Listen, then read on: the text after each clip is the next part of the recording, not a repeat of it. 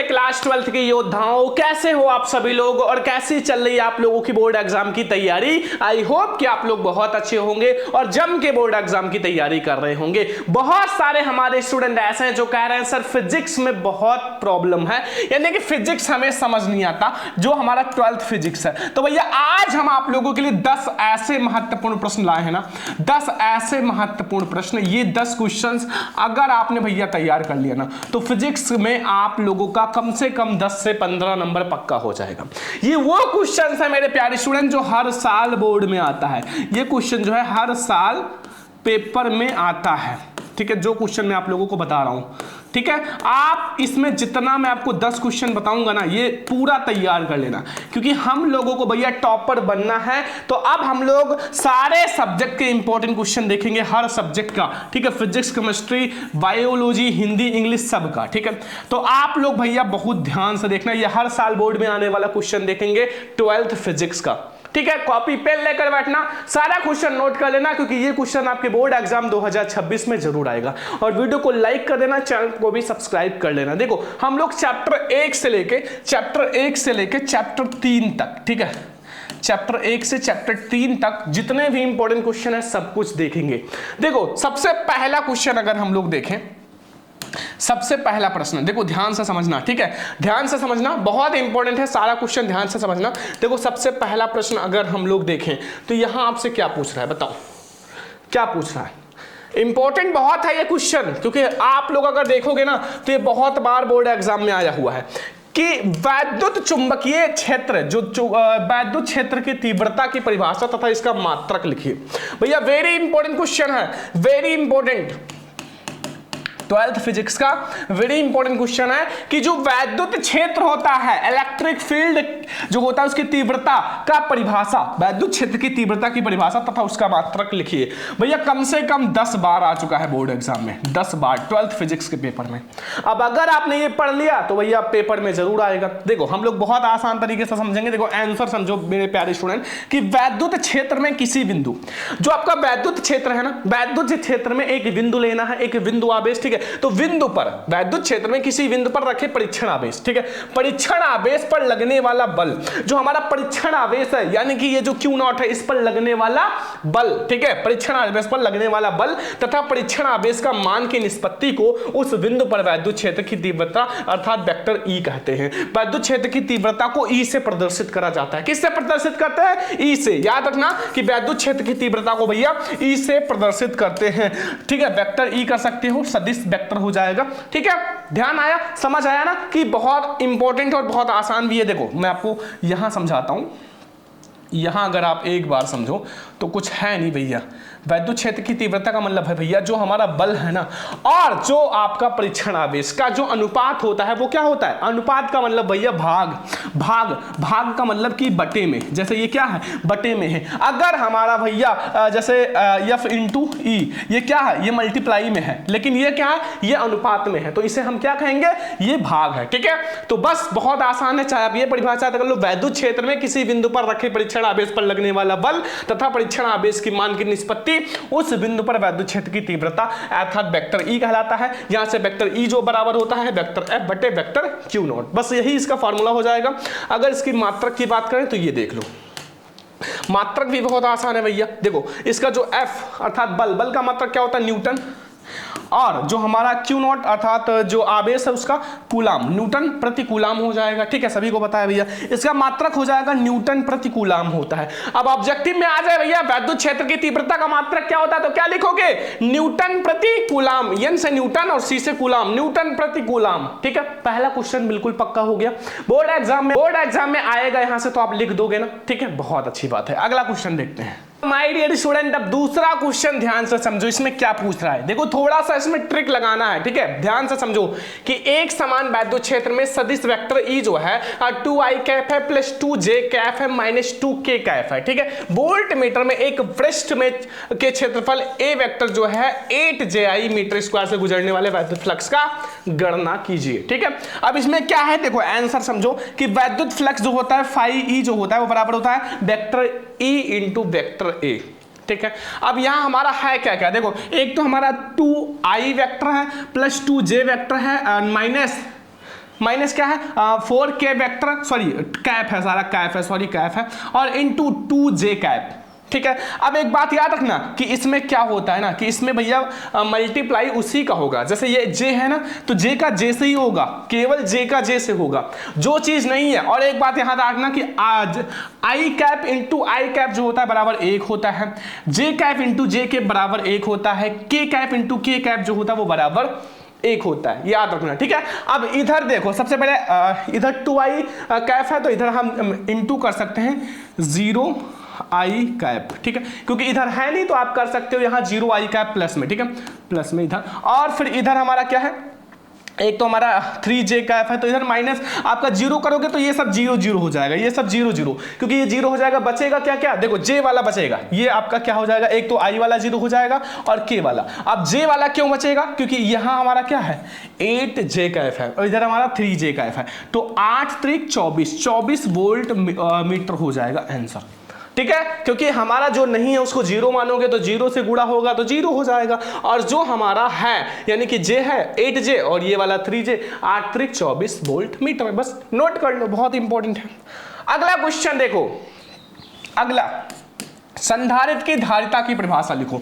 भैया जो संधारित्र की धारिता होती है उसकी परिभाषा क्या होता है, देखो संधारित्र की धारिता कितने बच्चों को परिभाषा पता है, किसी संधारित्र की धारिता जो होता है उसके एक प्लेट के दिए गए आवेश, जो एक प्लेट को दिए गए आवेश तथा दोनों प्लेटों के बीच उत्पन्न विभवांतर के अनुपात के बराबर होता है। बहुत आसान है भैया, एक प्लेट पर दिया गया आवेश तथा दोनों प्लेट के जो विभवांतर उत्पन्न होता है ना अनुपात को क्या कहते हैं भैया, हमारा यही कहता है संधारित्र। ठीक है, कितना आसान है। अगर थोड़ा सा और अच्छे से समझे तो यहाँ अर्थात आप लोगों को मैं यहाँ थोड़ा और अच्छे से समझा देता हूँ। देखो ध्यान से समझो, यहां अगर बात करी जाए तो यहां अगर देखा जाए तो संधारित्र की धारिता जो होता है C बराबर Q अपान V।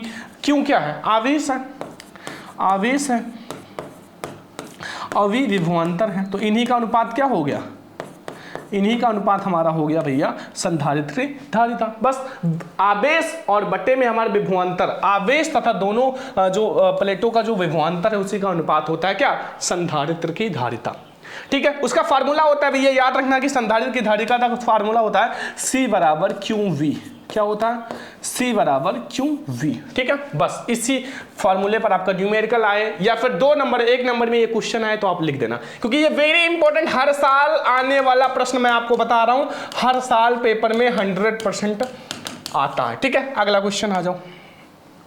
एक न्यूमेरिकल है भैया, एक न्यूमेरिकल है जो कि हम लोग समझेंगे। लिखा हुआ है कि 10 पिको फैराड का एक संधारित्र 50 वोल्ट की बैटरी से जुड़ा हुआ है। संधारित्र में कितने स्थिर जो विद्युत संचित होगा, विद्युत ऊर्जा संचित होगा। देखो यहाँ क्या है, यानी कि हमारा C जो दिया रखा है, C कितना दे रखा है भैया 10 पिको, पिको को हम लिख सकते हैं 10 की पावर -12 कितना है फैराड है। ठीक है, ये हो गया।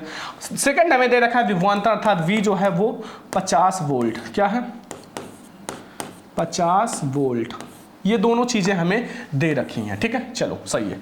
फार्मूला आप लोगों को पता है कि नहीं भैया, स्थितिज ऊर्जा या फिर जो हमें ऊर्जा ज्ञात करना है उसका फार्मूला पता है कि नहीं, U बराबर हाफ CV स्क्वायर, ये है भैया फार्मूला। ठीक है, हाफ CV स्क्वायर, यही आप वैल्यू रख दोगे आपका आंसर आ जाएगा। चलो हम लोग वैल्यू रखते हैं।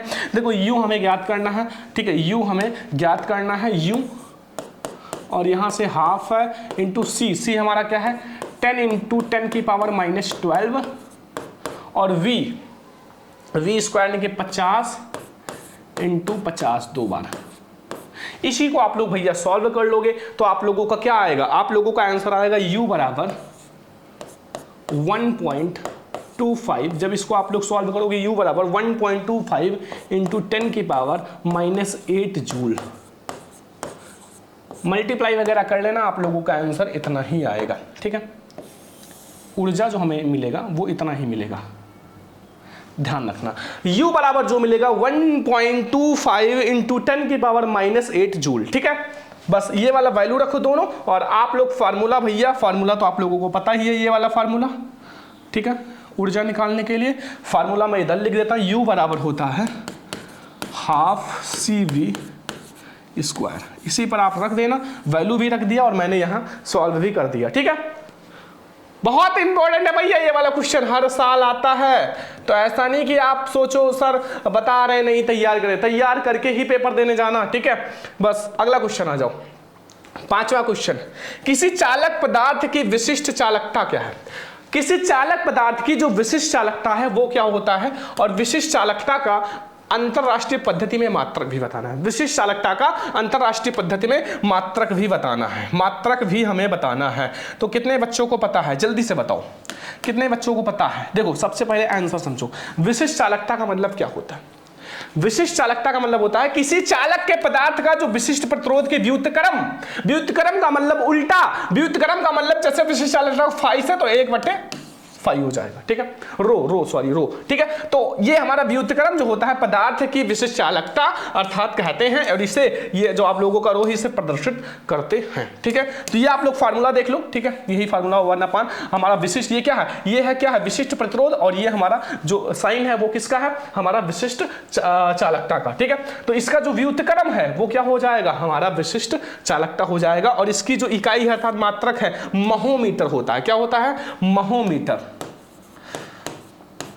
महोमीटर, ठीक है, इनवर्स, महोमीटर इनवर्स होता है, याद रखना महोमीटर इनवर्स होता है, याद रखना महोमीटर इनवर्स होता है किसका, जो हमारा विशिष्ट चालकता का जो मात्रक होता है, ठीक है। समझ में आ गया ना? कोई दिक्कत कोई कंफ्यूजन हो तो भैया आप लोग बता दो, क्योंकि मैंने आप लोगों को बहुत अच्छे से समझा दिया है, ठीक है। और फार्मूला आप लोग यही वाला याद रखना, ठीक है। बस अगला आ जाओ क्वेश्चन 6 नंबर। देखो 6 नंबर क्वेश्चन आपसे क्या पूछ रहा है मेरे प्यारे रसगुल्लो, बताओ जल्दी से, क्या पूछ रहा है? क्या पूछ रहा है? सेल का आंतरिक प्रतिरोध से आप क्या समझते हो? भैया सेल का आंतरिक प्रतिरोध क्या होता है वो आपको बताना है। सेल का जो आंतरिक प्रतिरोध होता है वो क्या होता है? आखिर आप सेल के आंतरिक प्रतिरोध से क्या समझते हो? थोड़ा देखो, हम लोग जो क्वेश्चन कर रहे हैं वो आप लोगों के लिए बहुत इंपॉर्टेंट है, तो आपसे बस एक ही रिक्वेस्ट है कि भैया आप लोग ध्यान से पढ़ लो जितना मैं आप लोगों को पढ़ा रहा हूं, क्योंकि ये बोर्ड एग्जाम के लिए बहुत इंपॉर्टेंट है, और वो क्वेश्चन लाया हूं जो आपके बोर्ड एग्जाम में 100% आएगा। तो आंसर समझो, सेल का जो आंतरिक प्रतिरोध है, अगर ये सब एक नंबर 2 नंबर में क्वेश्चंस आते हैं और ऑब्जेक्टिव में भी यहां से आ जाते हैं। जब किसी सेल की प्लेट, जो किसी सेल का जो 2 प्लेट होता है ना, प्लेटों को तार द्वारा जोड़ देते हैं, जब किसी सेल का जो प्लेट होता है उसको तार अर्थात वायर, तार द्वारा जोड़ देते हैं, तो तार से वैद्युत धारा, जो तार से वैद्युत धारा सेल की धन प्लेट से ऋण प्लेट की ओर, सेल के भीतर उसके घोल में ऋण प्लेट से धन प्लेट की ओर बहता है, ठीक है। मतलब यहां क्या होता है, धन प्लेट से ऋण प्लेट की ओर, तथा भीतर जो है ऋण प्लेट से धन प्लेट की ओर बहता है। इस प्रकार की दोनों प्लेटों के बीच सेल के भीतर वैद्युत धारा के प्रवाह में घोल उत्पन्न अवरोध सेल का आंतरिक प्रतिरोध कहलाता है। थोड़ा सा ये बात ध्यान रखना, उल्टा मत कर देना कि यहां क्या कह रहा है कि वैद्युत धारा सेल के जो प्लेट है धन प्लेट से ऋण प्लेट की ओर बहता है, तथा अंदर अगर बात की जाए भीतर घोल में भैया ऋण प्लेट से धन प्लेट की ओर बहता है। अब इसमें जो अवरोध है वही हमारा आंतरिक अर्थात अंदर का प्रतिरोध, अंदर का प्रतिरोध यानी कि आंतरिक प्रतिरोध कहलाता है। आंतरिक प्रतिरोध का भैया डेफिनेशन समझ लो, बहुत आसान है। जब किसी सेल की प्लेटों को तार द्वारा जोड़ देते हैं, भैया तार के द्वारा जब उसको जोड़ देते हैं तो करंट आता है ना, तो वो करंट जो आता है तार में वैद्युत धारा जो है सेल से धन प्लेट से ऋण का प्लेट की ओर, तथा सेल के अंदर अगर बात करें तो वो ऋण प्लेट से धन प्लेट की ओर बहती है, ठीक है। इस प्रकार की दोनों प्लेटों के बीच सेल के भीतर वैद्युत धारा में प्रवाह के घोल द्वारा उत्पन्न अवरोध को क्या कहते हैं? आंतरिक प्रतिरोध कहते हैं। बताओ कितने बच्चों को समझ में आ रहा है? सारा क्वेश्चन आना चाहिए, एक बार में ना समझना है, वीडियो को दोबारा देखो, लेकिन आपको समझ में आना चाहिए बस, ठीक है।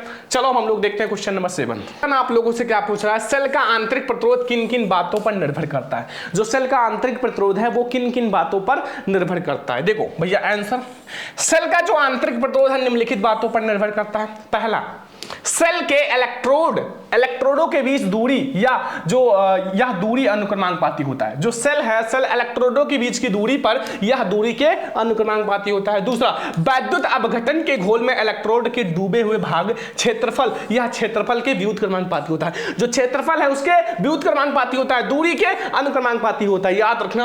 और वैद्युत अपघट्ट की जो प्रकृति तथा सांद्रता पर विभिन्न वैद्युत अपघट्ट है आंतरिक प्रतिरोध भिन्न होता है। भिन्न मतलब अलग अलग होता है, तथा यह जो है वैद्युत अपघट्ट के घोल के सांद्रता के अनुक्रमांकपाती होता है।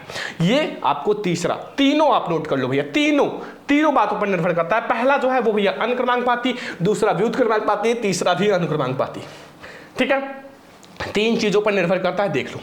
सातवां क्वेश्चन समझ में आ गया। आठवां क्वेश्चन देखो भैया, किरचॉफ का नियम का पहला, ये ध्यान से समझ लो भैया, बहुत इंपॉर्टेंट है। जितना क्वेश्चन बता रहा हूं हर क्वेश्चन आपके बोर्ड एग्जाम में हर साल आता है, हर साल आने वाला प्रश्न है। तो आपसे रिक्वेस्ट है कि इतना अच्छे से तैयार करो कि आप लोग बोर्ड एग्जाम का पेपर दे रहे हो, ठीक है, क्योंकि ये क्वेश्चन आएंगे। आंसर भैया, किरचॉफ का धारा नियम। किरचॉफ का धारा नियम यही कहता है कि भैया किसी दृष्ट धारा वैद्युत परिपथ की किसी संधि पर मिलने वाले समस्त धाराओं के जो बीजगणितीय योग शून्य होता है। मतलब अगर हम बात करें किसी दृष्ट पर धारा जो वैद्युत परिपथ की किसी संधि पर जो मिलने वाली समस्त धारा, सभी धारा को अगर जोड़ लिया जाए तो वो क्या होता है, जीरो होता है। अर्थात यहां जो हमारा आई होगा, अर्थात धारा जो होगा, कुल धारा, वो जीरो हो जाएगा। बस इतना तैयार कर लो भैया। एक एक नंबर में इतना ही लिखना है, ज्यादा मत लिखना। ज्यादा लिखने से आपको कुछ फायदा नहीं है, एक ही नंबर के लिए लिखना है, 2-3 लाइन लिखो बस, ठीक है। तो ये धारा नियम है भैया, किरचॉफ का धारा नियम, ठीक है। धारा यहां क्या होगा, शून्य होगा। 8वां क्वेश्चन समझ में आ गया। 9 नंबर क्वेश्चन देखो, क्यू आवेश वाला कोई कण वेग से एक समान चुंबकीय क्षेत्र में समांतर दिशा में गति कर रहा है, तो इस कण पर लगने वाला बल अर्थात V जो होगा वो क्या होगा। देखो सबसे पहले आप फार्मूला रखना, F बराबर Q V V sine theta होता है। क्या होता है, Q V V sine theta, Q V V sine theta, ठीक है। अब यहाँ Q V V sine theta वो 0 है, ठीक है, क्योंकि यहाँ क्या है भैया, समांतर है। समांतर का मतलब 0 डिग्री। अब जैसे आप यहाँ भैया साइन 0 डिग्री रखोगे, अब ये 0 हो जाएगा, सब गुणा होके भैया 0 हो जाएगा, सब भैया 0 बटा कुछ नहीं, ठीक है। तो 0 हो जाएगा, अर्थात वो क्या होगा, शून्य होगा। इस पर जो लगने वाला बल क्या होगा, शून्य होगा। कण पर जो लगने वाला मान होगा वो कितना होगा, शून्य होगा, ठीक है। अर्थात बल जो होगा वो शून्य होगा। 9 क्वेश्चन समझ में आ गया ना। ये 9 के 9 क्वेश्चन में से आपका 4 से 5 क्वेश्चन आएगा लास्ट, अर्थात 10 नंबर क्वेश्चन जो मैंने खुद आप लोगों के लिए डिजाइन किया है, बहुत सुंदर सा भैया। एम्पर का परपथीय नियम, एम्पियर का परपथीय नियम बहुत इंपॉर्टेंट है। ये क्वेश्चन नंबर 10 बहुत इंपॉर्टेंट है, क्वेश्चन नंबर 10 बहुत इंपॉर्टेंट है, और ध्यान से समझना, ठीक है। आज हम लोग 10 ही क्वेश्चन देखेंगे जो बोर्ड एग्जाम के लिए वेरी इंपॉर्टेंट है। देखो एम्पियर का परपथीय नियम, देखो मैं आपको अपनी भाषा में समझा रहा हूं। देखो किसी बंद परिपथ, कोई ये क्या है, एक बंद परिपथ है, मतलब गोला है अर्थात बंद परिपथ है, ठीक है।